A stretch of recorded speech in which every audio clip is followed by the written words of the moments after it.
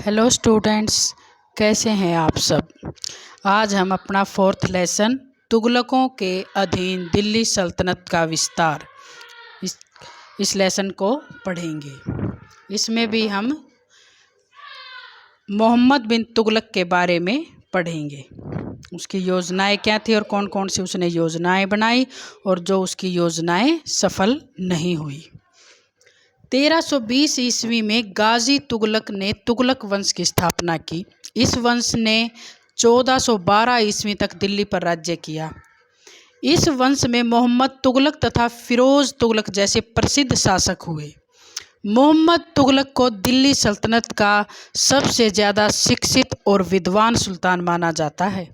उसे नई नई योजनाएं बनाने का शौक था, लेकिन दुर्भाग्यवश उसकी सभी योजनाएं असफल रही। इसीलिए कुछ इतिहासकार उसे शिक्षित मूर्ख या पागल की संज्ञा देते हैं। वह दिल्ली सल्तनत का पहला सुल्तान था जिसने हिंदुओं के प्रति सहिष्णुता की नीति का पालन किया तथा उन्हें राज्य के ऊंचे पदों पर नियुक्त किया। उसके समय में दिल्ली सल्तनत का अभूतपूर्व विस्तार हुआ, लेकिन दूसरी तरफ उसकी योजनाओं के कारण दिल्ली सल्तनत का पतन शुरू हो गया था। इस वंश का तृतीय शासक फिरोज तुगलक था। उसने अपने शासनकाल के दौरान अनेक सुधार लागू करके शासन को बेहतर बनाने की कोशिश की। वह कला एवं साहित्य का संरक्षक भी था, परंतु उसने हिंदुओं के प्रति कठोर नीति का पालन किया। फिरोज तुगलक की मृत्यु के बाद तुगलक वंश का पतन शुरू हो गया था। 1412 ईस्वी तक उसके 6 उत्तराधिकारियों ने शासन किया। ये सभी निर्बल तथा अयोग्य साबित हुए तथा इनके शासनकाल के दौरान भारत पर अफगानिस्तान के शासक तैमूर लंग का आक्रमण हुआ, जिसके कारण दिल्ली सल्तनत का पतन जरूरी हो गया और इस प्रकार 15वीं सदी के शुरू में दिल्ली सल्तनत अपने पतन की ओर अग्रसर हो गई। अब हम पढ़ेंगे मोहम्मद बिन तुगलक के बारे में। इसका शासनकाल है 1325 ईस्वी से 1351 ईस्वी। मोहम्मद बिन तुगलक दिल्ली सल्तनत का एक महत्वपूर्ण सुल्तान था। उसका वास्तविक नाम जूना खां था। उसके पिता गयासुद्दीन सुल्तान बनने से पहले पंजाब के सूबेदार थे, इसीलिए जूना का पालन पोषण एक सैनिक की तरह हुआ। बचपन में उसे अच्छी सैनिक शिक्षा तथा साहित्यिक शिक्षा भी दी गई थी, इसीलिए बाद में चलकर वह एक अच्छा विद्वान भी बन सका। वह एक महत्वाकांक्षी युवक था, दिल्ली के सिंहासन को प्राप्त करना चाहता था। 1320 ईस्वी में उसके पिता के सुल्तान बन जाने पर जूना खां को अच्छा अवसर मिला। उसे युवराज घोषित करके उल्गू खां की उपाधि दी गई। समय से पहले ही अपने उद्देश्य को पूरा करने के लिए उसने 1325 ईस्वी में अपने पिता का वध करवा दिया। वह एक बहुत ही महत्वाकांक्षी तथा सिद्धांतहीन नवयुवक था, जिसे अपनी योग्यता एवं बुद्धि पर पूरा भरोसा था। मार्च 1325 ईस्वी में वह मोहम्मद बिन तुगलक के नाम से सिंहासन पर बैठा। प्रजा को उससे बड़ी बड़ी आशाएं थी तथा उसको भी विश्वास था कि वह दिल्ली के पहले सुल्तानों की अपेक्षा ज़्यादा सफल होगा। मोहम्मद बिन तुगलक की योजनाएं। पहली योजना में उसका है राजधानी परिवर्तन। दिल्ली को छोड़कर देवगिरी को अपनी राजधानी बनाना मोहम्मद तुगलक का एक महत्वपूर्ण और राजनैतिक प्रयोग था। कारण कि वो क्यों बनाना चाहता था दिल्ली को छोड़कर देवगिरी को अपनी राजधानी। पहला तो वह ऐसे स्थान को अपनी राजधानी बनाना चाहता था जो सामाजिक महत्व का होने के साथ साथ राज्य के केंद्र में स्थित हो। देवगिरी ऐसा ही स्थान था। दूसरे, दिल्ली उत्तर पश्चिमी सीमा के ज़्यादा निकट थी तथा उस पर हमेशा मंगोल आक्रमणों का डर बना रहता था।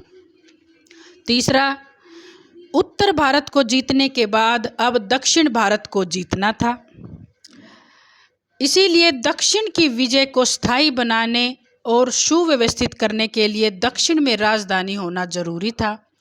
चौथा, सुल्तान दक्षिण भारत की धन दौलत को उसकी निकटता से अधिक सरलता से प्रयोग कर सकता था। और उसका नेचर क्या रहा? स्वरूप।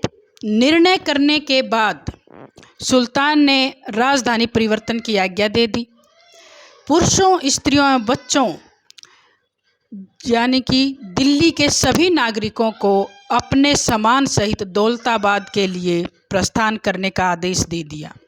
हालांकि लोग दिल्ली को नहीं छोड़ना चाहते थे, लेकिन सुल्तान राजधानी परिवर्तन पर अड़ा हुआ था। दिल्ली इतनी उजड़ गई कि शहर में किसी घर में बिल्ली अथवा कुत्ते तक भी नजर नहीं आए। दिल्ली से दौलताबाद के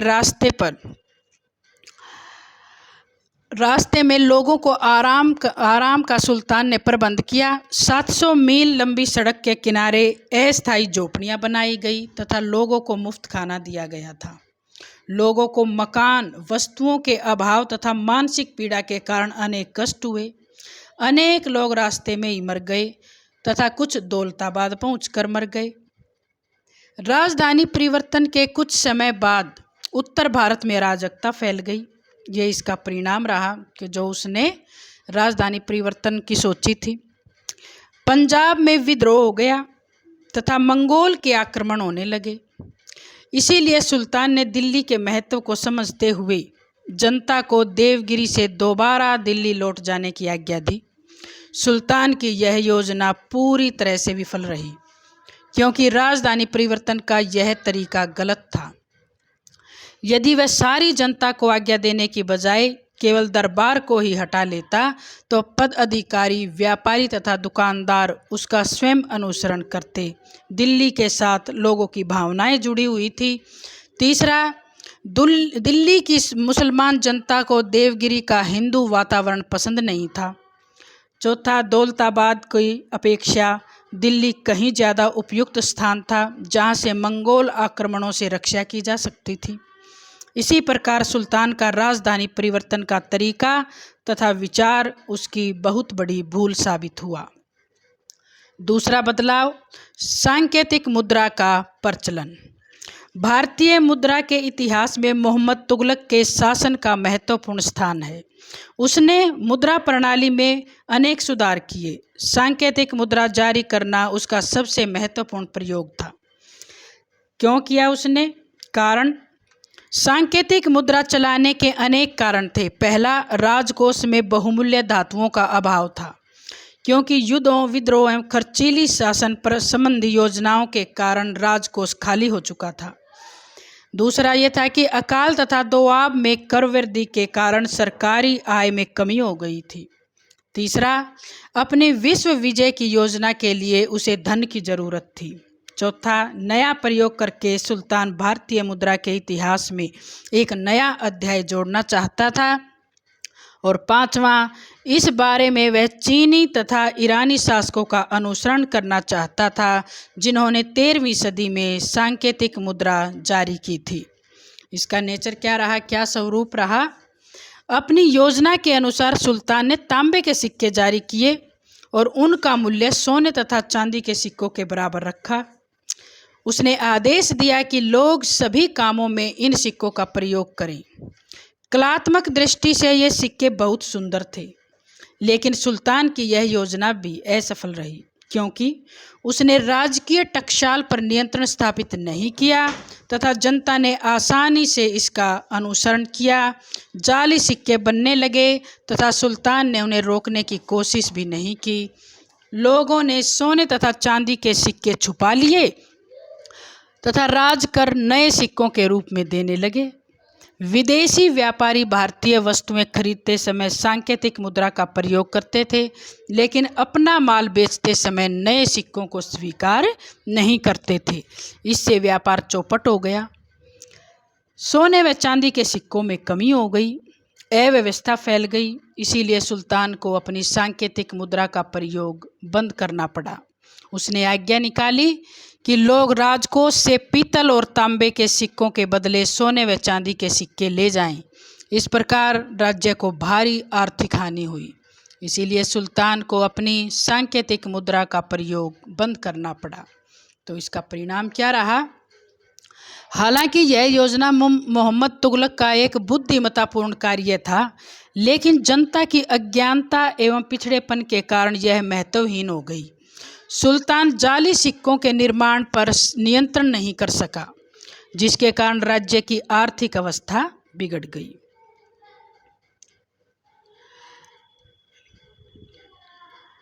तीसरा है दोआब में कर वृद्धि। मोहम्मद तुगलक की एक और असफल योजना थी दोआब में कर को बढ़ाना। सुल्तान ने अपने पिता की हत्या के निंदनीय कार्य पर पर्दा डालने के लिए राज्याभिषेक के समय जनता में खूब धन बांटा था, जिसके कारण राजकोष खाली हो गया था। दूसरा, उसकी राजधानी परिवर्तन की योजना से राजकोष खाली हो गया था। और तीसरा, सुल्तान को अपनी महान विजय योजनाओं के लिए धन की जरूरत थी। बर्नी के मत अनुसार सुल्तान दोआब में कर वृद्धि करके जनता को दंडित करना चाहता था। पांचवा, सुल्तान की धारणा थी कि यह क्षेत्र बहुत ज़्यादा उपजाऊ है, इसीलिए लोग आसानी से कर दे सकते हैं। इसका स्वरूप क्या रहा? सुल्तान ने दोआब में कर वृद्धि की घोषणा की। सुल्तान ने 10 से 20% कर में वृद्धि की थी। सुल्तान ने भूमि कर के साथ साथ मकानों, चारागाहों आदि पर भी कर बढ़ा दिया था। कर वसूल करने के लिए लोगों के मकानों पर नंबर डाले गए तथा पशुओं को दागा गया। सुल्तान ने इन करों को कठोरता से वसूलने की कोशिश की, लेकिन दुर्भाग्यवश उसी वर्ष दोआब में अकाल पड़ गया। जनता ने कर वृद्धि का विरोध किया, लेकिन सुल्तान द्वारा नियुक्त कर्मचारियों ने कठोरता पूर्वक कर वसूलने का काम जारी रखा। इसीलिए किसान मजबूर होकर भूमि छोड़कर चले गए। जब सुल्तान को दोआब के अकाल तथा लोगों के ऊपर अत्याचार की सूचना मिली, तो उसने न केवल अध्यादेश को रद्द कर दिया, लेकिन जनता के कष्ट दूर करने के उपाय भी किए। लेकिन उस समय तक हजारों लोग मौत का शिकार हो चुके थे। गांव के गांव उजड़ चुके थे। परिणाम क्या रहा? सुल्तान की इस योजना के घातक परिणाम निकले। राज्य के कर्मचारियों द्वारा कठोरतापूर्वक कर उगाहने के कारण ज़्यादातर किसान भूमि छोड़कर चले गए, गांव उजड़ गए, अनेक डाकुओं के साथ भी मिल गए। इसीलिए सुल्तान ने उनको दंडित करने के लिए उनके पीछे वनों में अपनी सेनाएं छोड़ दी, जिसने लोगों को निर्ममतापूर्वक मार डाला। इसीलिए अत्याचारों से तंग आकर लोगों ने विद्रोह कर दिया। चौथी योजना थी कृषि सुधार की योजना। मोहम्मद तुगलक का एक अन्य प्रयोग कृषि विभाग का निर्माण था। उसका नाम दीवाने को ही रखा गया। कृषि योग्य भूमि का विस्तार करना इस विभाग का मुख्य उद्देश्य था। इसके लिए राज्य की तरफ से धन उपलब्ध करवाया जाता था। इस कार्य के लिए सबसे पहले 60 वर्ग मील का एक भू क्षेत्र चुना गया तथा उसमें बारी बारी से अलग अलग फसलें बोई गई। इस योजना पर सरकार ने 2 वर्ष तक लगभग 70 लाख रुपया खर्च किया। इस भूभाग की देखरेख के लिए बड़ी संख्या में रक्षक तथा पदाधिकारी नियुक्त किए गए, लेकिन अनेक कारणों से सुल्तान की यह योजना भी असफल रही। पहला प्रयोग के लिए चुना गया क्षेत्र उपजाऊ नहीं था, और दूसरा, यह प्रयोग एकदम नया था। इसकी सफलता के लिए जरूरी था कि सुल्तान स्वयं उसकी ओर ध्यान देता, किंतु सुल्तान ऐसा नहीं कर सका। तीसरे, 3 वर्ष का समय कम से कम था, इसमें ठोस परिणाम की आशा करना व्यर्थ था। चौथा, योजना के लिए निश्चित धन का दुरुपयोग हुआ। उसमें से कुछ भ्रष्ट अधिकारियों ने हड़प लिया तथा कुछ किसानों ने दूसरे कार्यों में खर्च कर दिया। इस प्रकार राजस्व व्यवस्था का सर्वोत्तम प्रयोग असफल रहा और उसे त्याग देना पड़ा। अब है सुल्तान की विजय योजनाएं। विजय योजनाओं में मोहम्मद तुगलक भी अलाउद्दीन की तरह भारत की सीमाओं के बाहर के देशों को जीतने की महत्वाकांक्षा रखता था। उसने खुरासान, इराक तथा ट्रांस आशियाना को जीतने की योजना बनाई। सुल्तान की इन योजना का वर्णन इस प्रकार है। खुरासान विजय की योजना। मोहम्मद तुगलक ने सबसे पहले 1337 ईस्वी में खुरासान ईरान को जीतने की योजना बनाई। इसका कारण था कि कुछ खुरासानी अमीर सुल्तान की उदारता से आकर्षित होकर उसके दरबार में आ गए थे तथा उन्होंने सुल्तान को खुरासान की विजय के लिए उकसाया। सुल्तान ने अपनी इस योजना के लिए 3,70,000 सैनिकों की एक विशाल सेना बनाई। उनकी विशेषताएं थी, दीवाने अर्ज की सूचना के आधार पर भर्ती की कुल संख्या 3,70,000 घुड़सवार थे। वेतन नकद तथा इक्ता दोनों ढंग से दिया गया था। हथियार एवं घोड़े खरीदने के लिए काफ़ी धन दिया गया था। उस सेना को 1 वर्ष का अग्रिम वेतन दिया गया था और यह घोषणा की गई थी कि दूसरे वर्ष का वेतन लूट के माल से दिया जाएगा। इस विजय की योजना को कार्य रूप नहीं दिया गया, यानी कि आक्रमण ही नहीं हुआ, क्योंकि सुल्तान ने अनुभव किया कि भारत तथा खुरासान के बीच बर्फ से ढके पर्वतों को पार करना तथा रास्तों के प्रदेशों की जनता से युद्ध करना आसान काम नहीं था।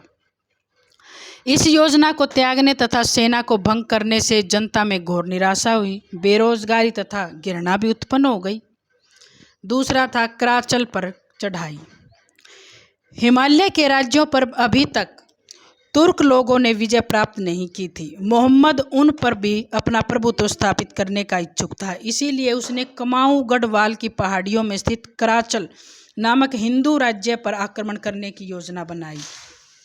यह क्षेत्र दिल्ली से 10 दिन की यात्रा की दूरी पर था। इस क्षेत्र पर ज़्यादातर करना सुल्तान की सीमांत नीति का एक भाग था।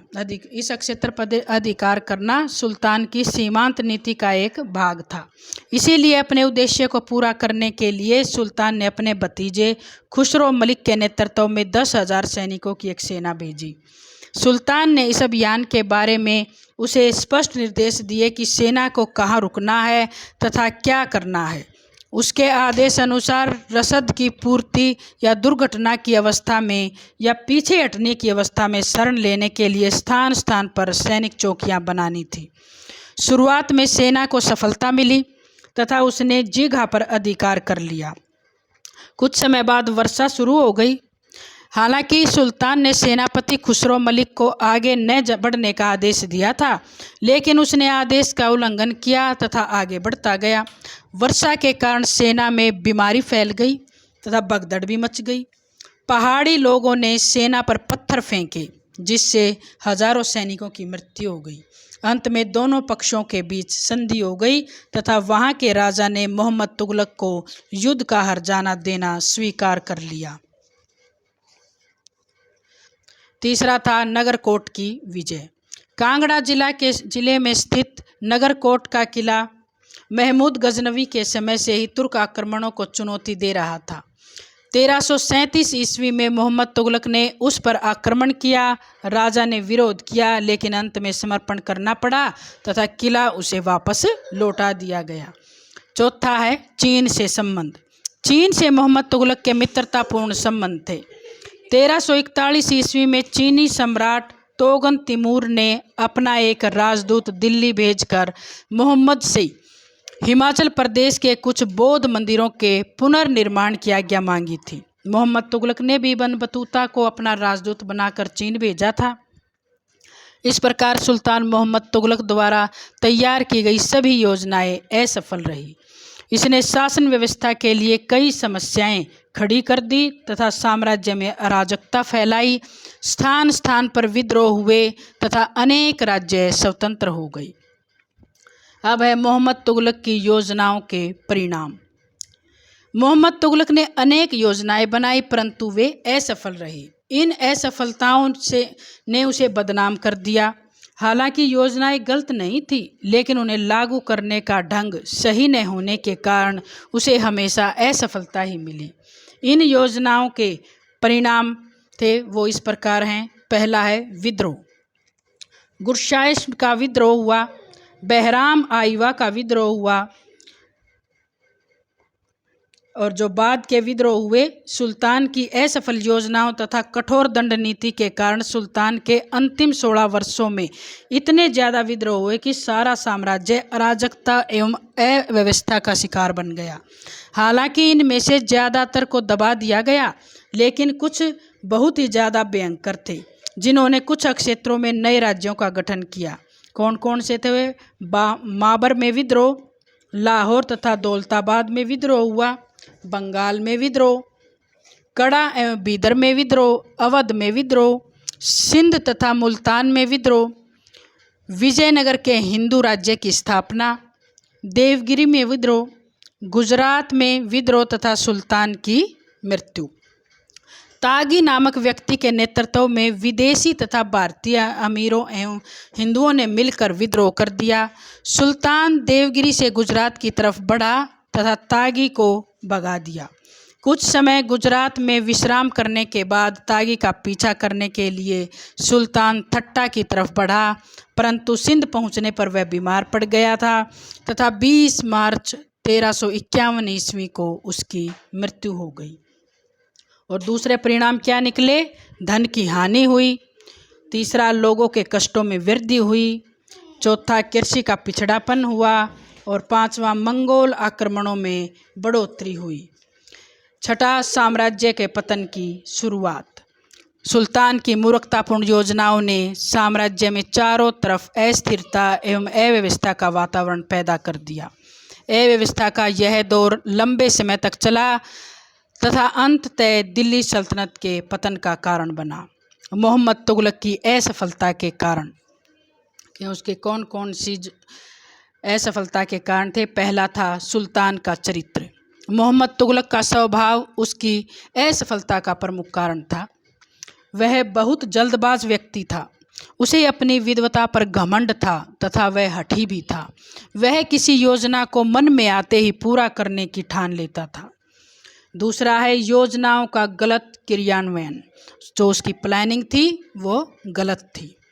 हालांकि मोहम्मद तुगलक की योजनाएं काफ़ी अच्छी थी, लेकिन सुल्तान ने उन्हें गलत समय तथा ढंग से प्लान किया था, जिसके परिणाम बहुत ही घातक निकले। तीसरा है धार्मिक नीति। मोहम्मद तुगलक अन्य सुल्तानों की तरह कट्टर मुसलमान नहीं था। उसने उलेमा वर्ग को राजनीति से अलग रखा, जिससे कट्टर मुसलमान उससे नाराज़ हो गए। उसने सिक्कों पर से खलीफा का नाम भी हटा दिया था, इसीलिए मुस्लिम जनता उससे नाराज़ हो गई। चौथा है सुल्तान की दानशीलता। उसकी दानशीलता भी उसकी असफलता का कारण बनी। जब वह सिंहासन पर बैठा तो उसने अपने पिता की हत्या के अपराध को ढकने के लिए अपने सिंहासन पर बैठने के समय जनता में खूब धन लुटाया था। पांचवा, योग्य परामर्शदाताओं का अभाव। यह सुल्तान का दुर्भाग्य था कि उसे योग्य परामर्शदाता नहीं मिले, जो समय अनुसार उसे उचित परामर्श देकर प्रतिकूल योजनाओं को लागू करने से रोकते तथा जनता को उनसे अवगत कराते। अगला है कठोर दंड नीति। हालांकि सुल्तान कोमल हृदय व्यक्ति था, लेकिन छोटे छोटे अपराधों के लिए वह कठोर दंड देता था, जिससे वह जनता में अप्रिय हो गया। वह सामान्य अपराधों में भी मृत्यु दंड दे देता था। भयानक अकाल। प्रकृति भी उसकी विरोधी थी। उसके समय में 10 अकाल पड़े, जिन्होंने सुल्तान की योजनाओं को विफल कर दिया। आठवां, विदेशियों द्वारा विश्वासघात। सुल्तान ने अपने दरबार में अफगान, ईरान, मंगोल, अफ्रीका आदि देशों के अनेक विद्वानों को संरक्षण दे रखा था। सुल्तान ने उन्हें बहुत सारा धन एवं ऊंचे पद भी दिए, लेकिन ये सब विश्वासघाती और द्रोही निकले। मोहम्मद तुगलक का चरित्र। मोहम्मद बिन तुगलक का चरित्र मध्ययुगीन इतिहास में सबसे ज़्यादा मनोरंजक तथा विवादग्रस्त है। उसके आलोचक ने उसे शैतान के वास्तविक अवतार की संज्ञा दी है, जबकि कुछ इतिहासकारों ने उसे मध्य युग के सुल्तानों में सबसे योग्य व्यक्ति की संज्ञा दी है। कुछ इतिहासकारों का मानना है कि उसमें विरोधी तत्वों का मिश्रण था। अपने युग के लोगों के लिए मोहम्मद तुगलक एक पहेली बना हुआ था और तथा अब तक बना हुआ है। अब है मोहम्मद तुगलक के चरित्र का उज्ज्वल पक्ष।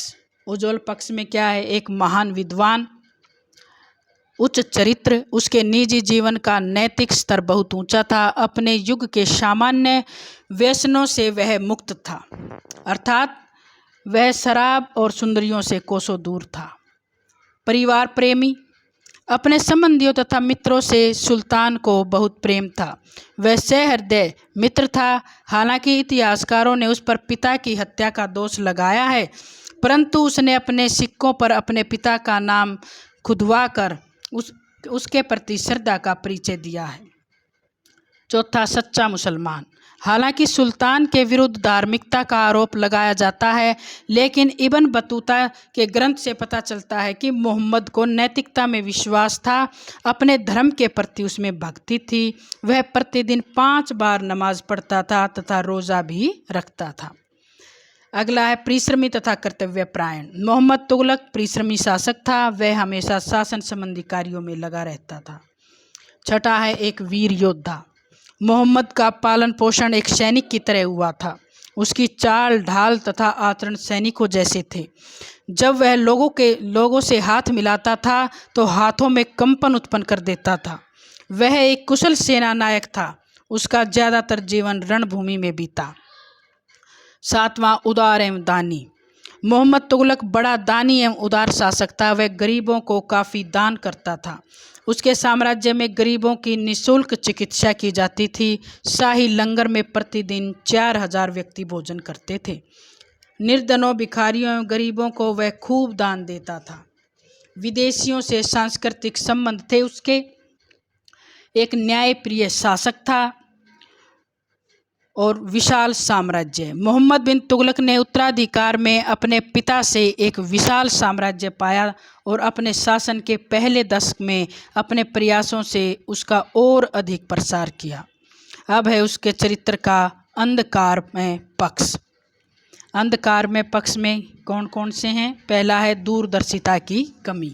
मोहम्मद तुगलक में संतुलन, व्यवहारिक निर्णय शक्ति तथा सामान्य बुद्धि का अभाव था। उसके ज्ञान का आधार पुस्तकें थी, न कि व्यवहारिक जीवन का अनुभव। कागज़ पर उसकी योजनाएं ठोस होती थी, लेकिन जब वह उन्हें प्लान करता था तो वे निसफल हो जाती थी। दूसरा, जल्दबाज तथा घमंडी। उसके स्वभाव में इतना उतावलापन था कि वह अपनी योजनाओं को पूरा होने से पहले ही छोड़ देता था। उसमें जल्दबाजी ज़्यादा मात्रा में थी। वह अभिमानी भी था तथा कभी भी अपने अमीरों की बात नहीं मानता था। तीसरा, निर्दयी तथा रक्त पिपासु।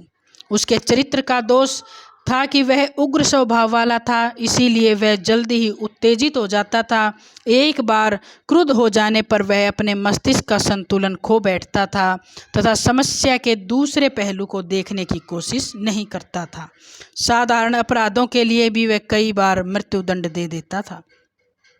अगला है उग्र स्वभाव का व्यक्ति। मोहम्मद तुगलक में सहनशीलता नहीं थी। वह छोटी छोटी बातों पर क्रोधित हो जाता था।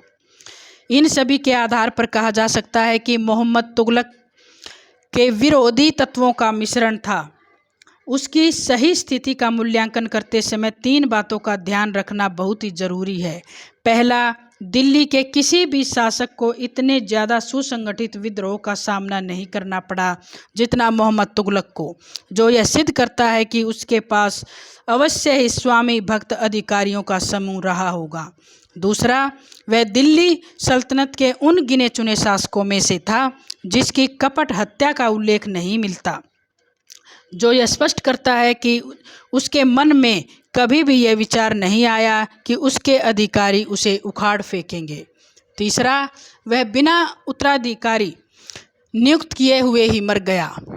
सिंधु नदी के किनारे 2 दिन तक उसकी सेना का कोई शासक नहीं था। यदि सेना के अधिकारी विद्रोही होते तो तुगलक वंश को समाप्त कर सकते थे।